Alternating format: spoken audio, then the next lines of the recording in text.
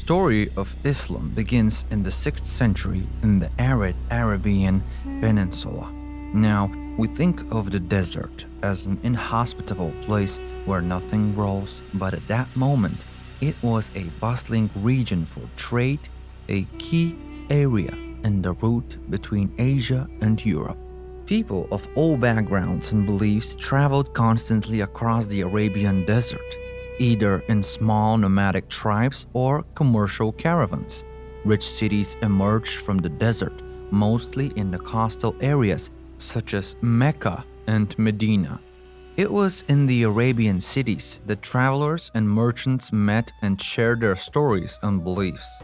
Arab polytheism, the dominant belief system, was based on the belief in several deities and other supernatural beings such as jinn. Gods and goddesses were worshipped at local shrines, such as the Kaaba in Mecca. The Kaaba was especially sacred to many people because it was believed to have been built by Abraham himself, the patriarch of the Jews, and a holy man for Christians and later Muslims. According to tradition, an angel descended from heavens, bringing him a black stone, which he placed in a sacred spot in the city of Mecca and built a shrine around it.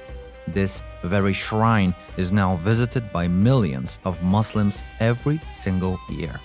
One of the major cultures that dominated the Arabian Peninsula just before the rise of Islam was that of the nomadic Bedouin people. The polytheistic Bedouin clans were organized in clans or extended families, with each clan clustered under tribes. Every immediate family shared one tent, which was easily dismounted when the elders of the clan decided to change locations. Many of these tents and their associated familiar relations comprised a tribe.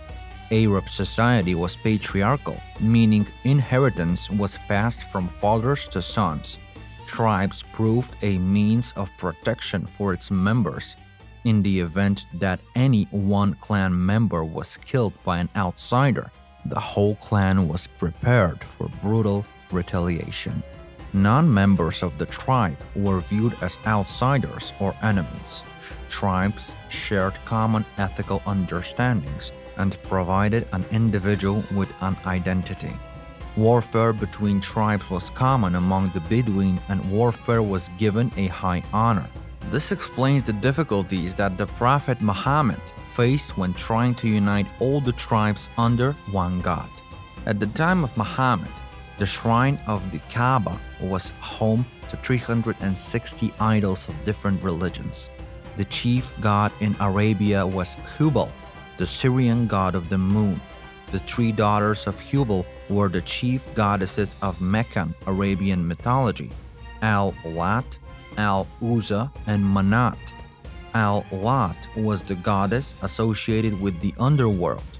Al-Uzza, the mightiest one, was the goddess of fertility and warfare, and Manat was the goddess of fate. Muhammad, who was born in the year 570 in Mecca, was taught to worship these goddesses, among other deities. And for the first 40 years of his life, this is exactly what he did, unaware of the plans God had for him. He was part of a wealthy merchant family, the Banu Hashim clan belonging to the Quraysh tribe. The Quraysh were a well-respected, prominent family in Mecca. However, Muhammad's earliest childhood was spent in the desert in the care of a foster family. Important families from the time used to send their children into the desert because it was considered to be a much healthier environment than the city. Muhammad's father, Abdullah, had died before he was born, and he lost his mother Amina at the age of 6. From that moment on, he was raised by his uncle, Abu Talib, who was appointed the new leader of the Banu Hashim clan. Abu Talib was a good man and was known to everyone for his honesty and integrity. He also was a gifted poet. He gave Muhammad a good education and taught him to love his peers and protect his community. Muhammad grew up to become a highly trusted man in Mecca. He usually accompanied his uncle on trading journeys to Syria, gaining experience in commercial trade, which was the only career open to him as an orphan. He started working as a trader for an older widow named Khadijah, and eventually he married her in the year 595 at the age of 25. The marriage lasted for 25 years and was a happy one. During all the time Muhammad was married to Khadijah, he did not marry another woman, although it was common for Arabs to have multiple wives. When Muhammad was 12 years old, while accompanying a caravan to Syria, he met a Christian monk named Bahira, who is said to have foreseen Muhammad's career as a prophet of God. From that moment on, Muhammad would pray for hours, often retreating to a cave on Mount Hira for several nights. During these nights of contemplation and reflection, he would occasionally have prophetic dreams full of spiritual significance.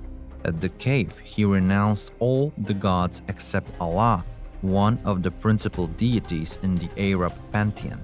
One night, during his sleep, he was visited by Archangel Gabriel, who confirmed to him, God is one. Then Muhammad received the first revelation when the Archangel Gabriel gave him the first verses of the Quran, the sacred book of God. Muhammad later told Khadijah that he was neither surprised nor scared of Gabriel, but what was the message he had given him? He gave Muhammad a life mission to spread the word of Allah, the one true God, among the population of the world. And he also gave him the main precepts of the religion of Allah, which came to be known as Islam. Islam is based on 5 principles or pillars which are sacred and cannot be violated. Believers in Allah must first acknowledge that He is the one God and Muhammad is the messenger. Second, there is a salat or prayer which is a mandatory 5 times a day. Third, every Muslim or follower of Islam must be charitable, helping others who are enduring hardships and sharing their wealth. The fourth pillar is the fasting, which is done in the month of Ramadan to show gratitude to Allah. And the fifth is the pilgrimage to Mecca. Every Muslim must make a journey to Mecca at least once in their life and then has to walk around the Kaaba 7 times and touch the black stone. Gabriel considered that the message of Allah was too heavy for men to incorporate at once, so he recited the whole Quran to Muhammad gradually. Over a period of 23 years, Muhammad received the visitations of Gabriel, where he was taught the word of God piece by piece. Muhammad's wife, Khadijah, was the first to believe he was a prophet. She was followed by Muhammad's 10-year-old cousin, Ali ibn Abi Talib, close friend Abu Bakr, and adopted son Zayd.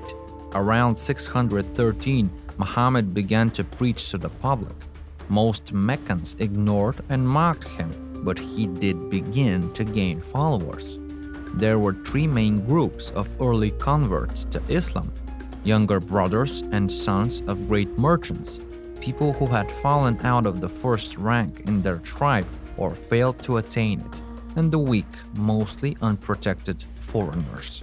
The pagan priests became angry at Muhammad when they saw their congregations slowly disappear in favor of the new religion of Islam. Muhammad was ridiculed by the local elite at Mecca and even received criticism from his own people, the Qurayshi tribe.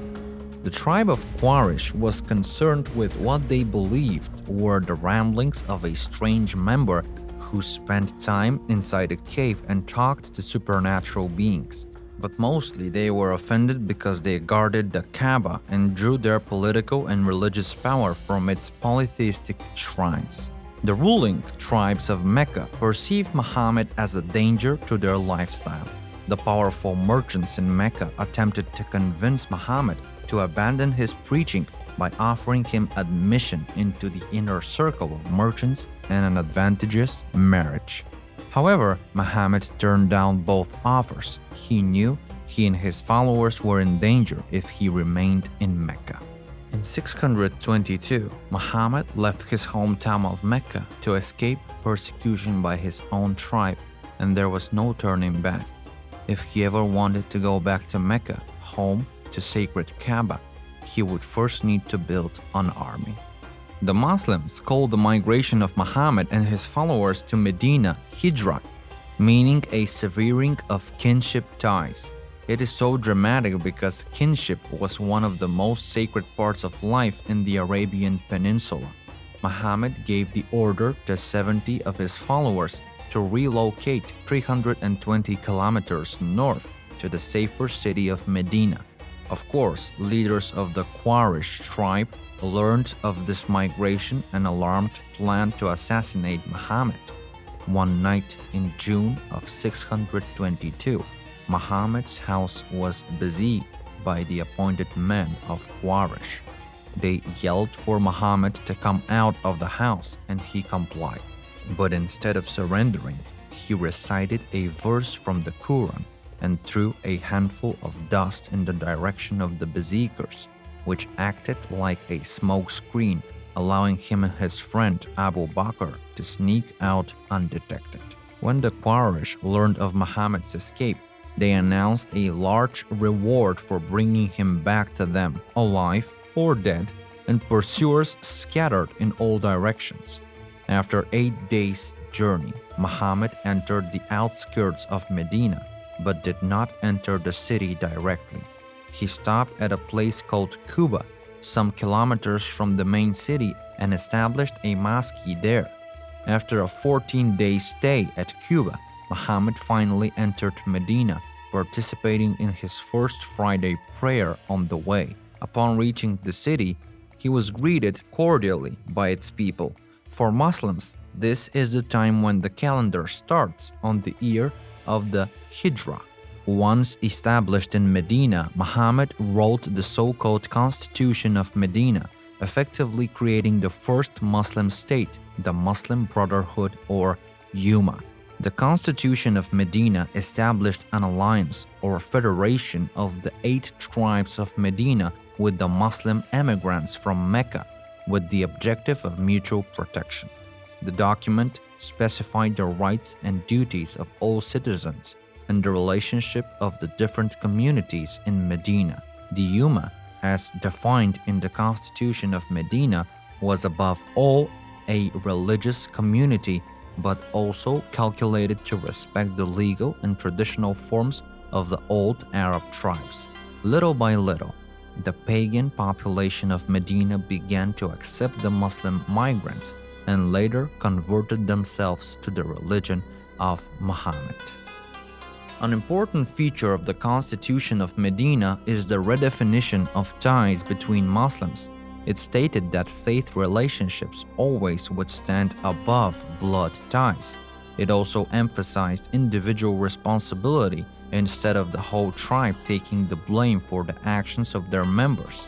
Tribal identities were still important and were used to refer to different groups, but the Constitution declared that the main binding tie for the newly created Ummah was religion. This contrasts with the norms of pre-Islamic Arabia, which was a proudly tribal society. This was an important event in the development of the small group of Muslims in Medina to the larger Muslim community and empire. But why did Muhammad try to replace the sacred bonds of kinship with those of religion? The very word Islam means self-surrender, meaning surrendering oneself to God. Islam requires that its followers place all their faith in one God, Allah. Nothing could be more important than their ties to Allah, and this means that nothing is more important than their ties to the Ummah, the community of Muslims.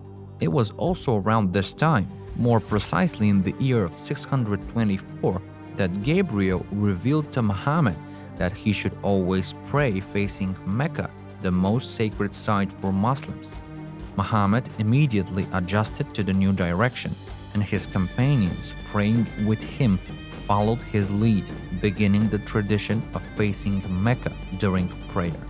One of Muhammad's strongest desires was to someday return to Mecca together with his followers and expand the Ummah. Muhammad's followers had been forced to leave Mecca, where they had their lives and work. Now, they had no profession or way of sustaining themselves economically, so Muslim migrants turned to raiding Meccan caravans. It was both a response to persecution and an effort to provide sustenance for Muslim families, but it resulted in the start of armed conflict between the Muslims and the pagan Quraysh of Mecca. Muhammad encouraged the attacks on Meccan caravans, which provoked and pressured Mecca by interfering with trade and allowed the Muslims to acquire wealth, power, and prestige. During his stay at Medina, Muhammad became a warlord, training hundreds of Muslims and preparing them for war.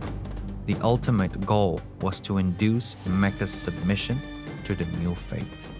In March 624, Muhammad led 300 warriors in a raid on a Meccan merchant caravan. The Muslims set an ambush for the caravan at the site of Badr, but a Meccan armed group intervened, and the Battle of Badr commenced. Although outnumbered more than 3-1, the Muslims won the battle, killing at least 45 Meccans.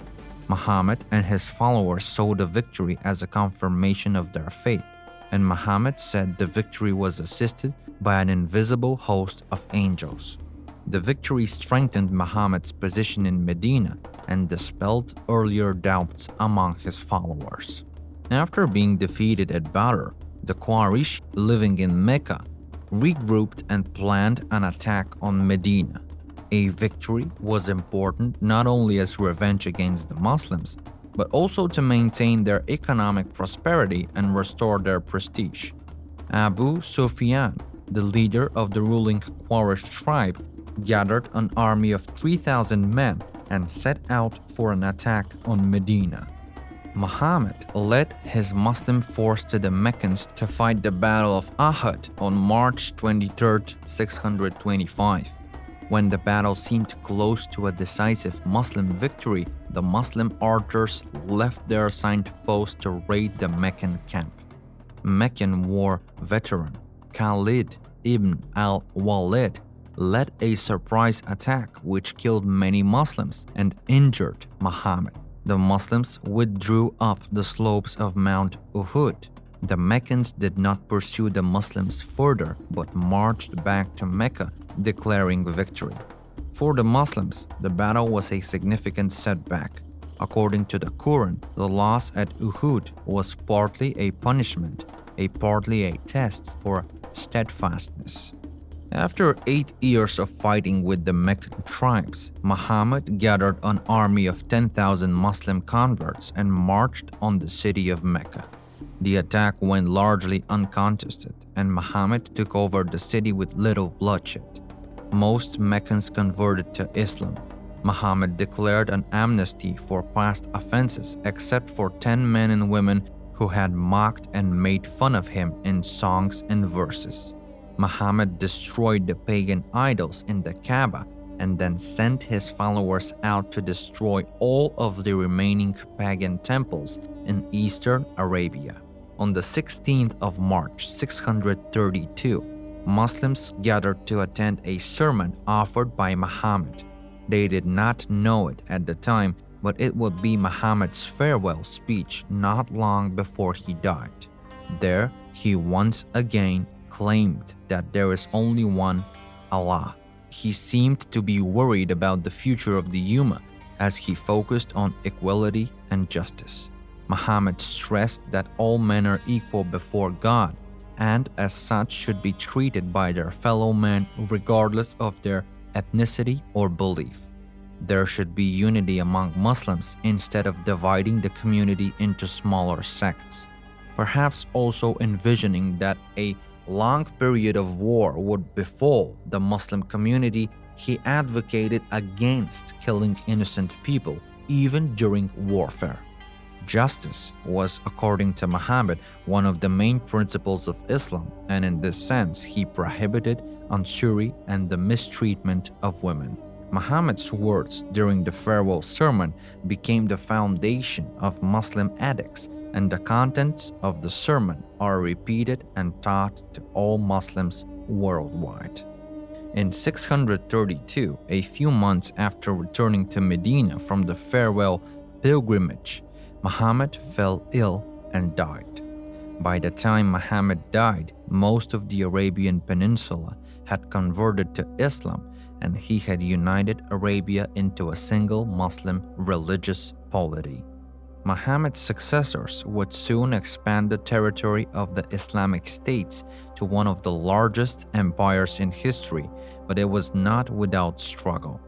He had not explicitly designated any successors, so different factions began fighting for power after Muhammad's death. The first and most important division of Islam came right after the death of the Prophet. The elders of the community decided that his friend Abu Bakr was to be the caliph and the ruler of the Ummah. The followers of Abu became known as Sunni Muslims. Shia Muslims, on the contrary, believed that it was Ali, Muhammad's son-in-law, who should succeed the Prophet. Thus emerged a rivalry that still continues in our days. But no matter what faction they belonged to, Muslim soldiers were known for their extreme discipline and motivation. Thanks to the leadership of skilled commanders such as Khalid ibn al-Walid and Tariq ibn Ziyad, they managed to conquer all of the Middle East, North Africa, parts of Asia, and the Iberian Peninsula, which remained in the hands of Muslims until the 15th century. The spread of Islam in the 8th and 9th centuries was swift and effective, and local populations were reportedly happy to convert to Islam, especially because of the tax exemptions true Muslims enjoyed.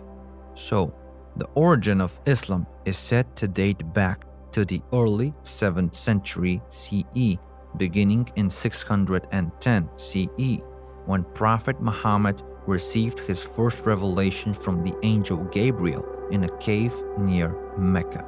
These revelations, continuing until his death in 632 CE, were later compiled into the Quran. This marked the start of Islam, with Muhammad preaching monotheism and forming the first Muslim community. If you found this video interesting, please take a moment to like this video and subscribe to our channel for more fascinating origin stories. Keep your minds open, and until we meet again.